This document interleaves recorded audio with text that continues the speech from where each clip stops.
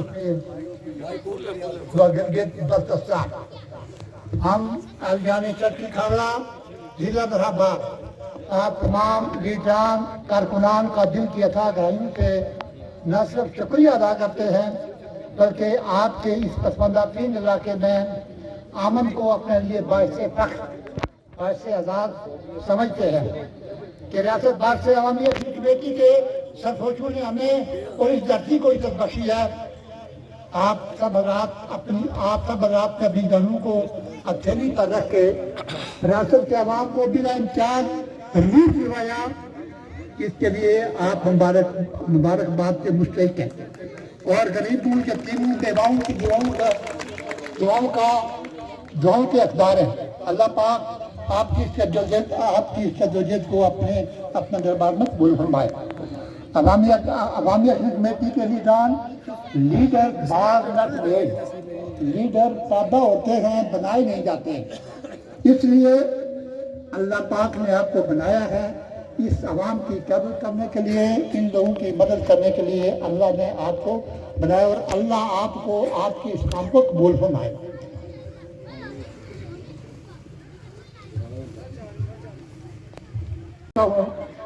اور نذران تبریک پیش کرتا ہوں جنہوں نے اپنے خون سے تاریخ کو جلا بخشی اور عوام کے لیے اپنی جانوں کا نذرانہ پیش کیا۔ اللہ پاک ان کی شہادت کو قبول فرمائے اور نہ کے ہاتھ ان کے درجات کی بندی کے دعاگور ہیں۔ ہم اراکین عوامی اصلاح کمیٹی سے معذرت ہیں کہ ہم آپ کی شان استقبال نہیں کر سکے جس کے آپ مستحق تھے، تاہم ہمارا خلوص، ہماری عقیدت، ہماری محبت ہمیشہ آپ کے ساتھ رہے گی اور جان میں، دل میں، قلب میں، سکھ میں آپ کا ساتھ نبھانے کی کوشش کریں گے۔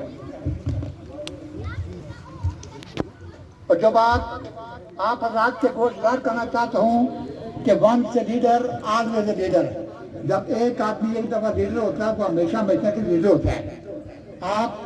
یہ قیادت آپ کے قابل میں آ چکی ہے۔ اگر آپ رائے فرار اختیار کریں گی تو ایسا ممکن نہ ہوگا، لہذا ہماری صدا ہے کہ مستقبل کے لیے اپنے آپ کو تیار کریں اور عوامی ذمہ داریوں کو نبھانے کے لیے تیار ہے۔ نیپولین نے کہا تھا neither a man are neither lions nor sheep. It is the leaders who turn them into sheep or lions. کوئی قوم پیدائشی طور پر شیر نہیں ہوتی ہے، یہ لیڈر ہوتا ہے جو اس کو بھیڑ بناتا ہے یا اس کو شیر بناتا ہے۔ لہذا یا تو شیر ہوتے ہیں اور یہ لیڈر ہوتا ہے جو انہیں شیر کا بھیڑ بناتا ہے۔ گزشتہ عوامی اصلاح کمیٹی کی تاریخ کی جدوجہد کے دوران مختلف نمائندوں نے جس بے حمیتی، بزدلی اور بے غیرتی کا ثبوت دیا وہ قابل مذمت ہے۔ جب عوام سڑکوں پر تھی اور عوامی تحریک کے کارکنوں کا قافلہ رواں تھا، اس وقت یہ سارے بے غیرت جا کر اسلام آباد کی کوٹھی میں چھپے ہوئے تھے۔ مجھے امید ہے کہ آئندہ یہ کام ان کو مسترد کرے گی۔ مجھے یہ پکی امید ہے کہ ایسے لوگوں کو جو مشکل وقت میں ساتھ کو چھوڑ دیں انہیں مسترد کرے گی۔ خزائن گلستان میں ہمارا خون بھی شامل ہے، خزائن گلستان میں ہمارا خون بھی شامل ہے۔ ہمیں بھی یاد کر لینا چمن میں جب آ رہا ہے۔ عوامی اصلاح کمیٹی کی پہلی بنیاد الیان کھاڑا نے رکھی جو آج ایک تناور ذات کی صورت میں آپ کے سامنے ہے۔ لہذا آنے والے دنوں میں الیان کھاڑا کو یاد رکھنا آپ کی ذمہ داری ہے۔ جن دنوں تاریخ اپنے عروج پر تھی، یہاں کے لوگوں نے بازاروں کو بند کیا، جلوس نکالے اور احتجاج ریکارڈ کیا۔ ایک بار پھر آپ کی عمل کا شکریہ ادا کرتے ہوئے چند سوالات آپ کے سامنے رکھتا ہوں۔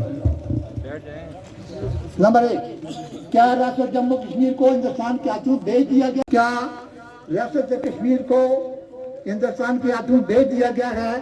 افسار عالم کے خود صحافی صاحب نے یہ کہا تھا کہ کشمیر بک گیا ہے۔ اس کا جواب ایکشن کمیٹی سے ہم مانگنا چاہتے ہیں کہ کیسا ہو گیا ہے؟ کیا ریاست جموں کشمیر، کیا آزاد کشمیر کے موجودہ علاقوں کو پاکستان میں ضم کیا جا رہا ہے؟ یعنی مظفر آباد زمین کو کیپٹل میں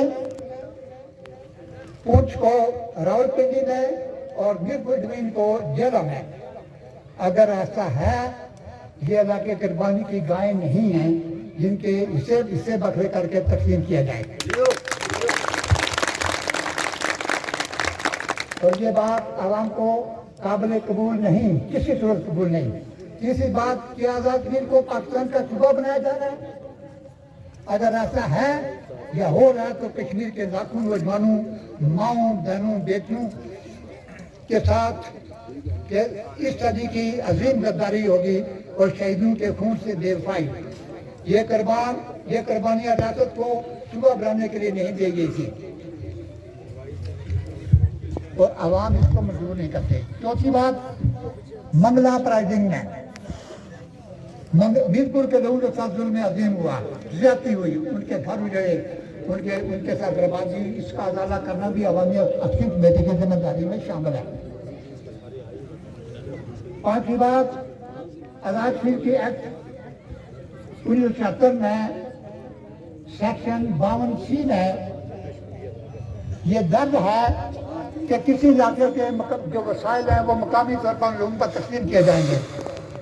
لیکن ہمارے یہاں ایک بڑی تعداد میں، بڑی مقدار میں بجلی پیدا کی جا رہی ہے جو یہاں کے لوگوں کو نہیں دی جا رہی ہے اور ہم لوڈ شیڈنگ کا شکار ہیں. اس کے لیے بھی میں آپ سے گزارش کروں گا کہ اس معاملے کو بھی دیکھا جائے. ریاست جموں کشمیر میں میرٹ کی پیمانے اپنے عروج پر ہے.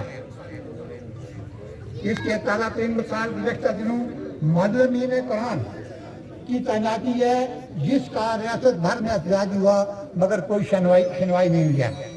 نمبر 7 ریاست کے تمام وسائل جن کی ادائیگی عوام اپنے ذریعہ ٹیکس ادا کرتے ہیں مخصوص لوگوں اور قبائل کو نوازنے پر خرچ ہو رہی ہے اور حقدار لوگوں کو حق نہیں ملتا.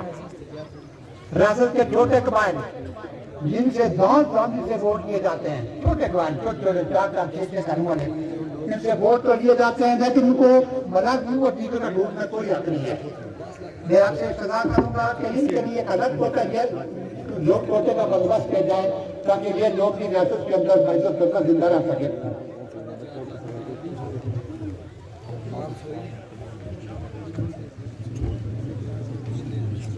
ریاست کے ہر MLA نے اداروں کے اندر اپنی لابی بنا رکھی ہے جہاں ان کی مرضی و منشا کے خلاف کوئی کام نہیں ہو سکتا. یہاں تک کہ نظیر انکم سپورٹ پروگرام بھی اپنے مخصوص لوگوں کو دیا جاتا ہے اور اپنے پارٹی کے کارکنوں کو دیا جاتا ہے. اس میں یتیم بیواؤں کا کوئی حق نہیں ہے. ریاست میں بڑے بڑے عہدوں پر فائز امیدواران اور اہلکاران ذیلی تعلیمی ڈگریوں کے ساتھ بیٹھے ہوئے ہیں اور ہمارے نوجوان بھی کے بڑے نوجوان عرب کے طبقے سراہوں میں جا کر اپنی روزی کما رہے ہیں. یہ بہت بڑا عالم یہ ہے کہ غریبوں بڑے نوجوانوں کو نوکری نہیں ملتی اور ذیلی ڈگریوں والی ملک کے اقتدار پر بیٹھے ہوئے ہیں، وسائل کو لوٹ رہے ہیں. اس کے لیے بھی میں عوامی ایکشن کمیٹی سے گزارش کروں گا کہ اس کے سدے بات کا بندوبست کیا جائے. جناب والا آپ کی جدوجہد اور قربانیوں سے آٹے اور بجلی کی قیمتوں میں جو کمی ہوئی ہے اس کا خاطر خواہ فائدہ عوام کو نہیں پہنچا، نہیں مل رہا ہے. آٹے کی مقدار کم اور اشروں پہلے کی آبادی کے مطابق ہے جبکہ اب آبادی کے گنا بڑھ چکی ہے. لہذا آٹے کی ایلوکیشن میں اضافہ کرایا جائے تاکہ لوگ آٹے کی خاطر درگزر نہ ہو سکیں. اس طرح بجلی کی وولٹیج کم کر دی گئی ہے جس سے گھروں کے بلب بھی روشن نہیں ہوتے. اس کا ازالہ بھی ہونا چاہیے. اس کی بات السلام علیکم میں حضرت کی طرفوں معافی دینا میرے تائیں بھول گیا جی سکوں خدا حافظ.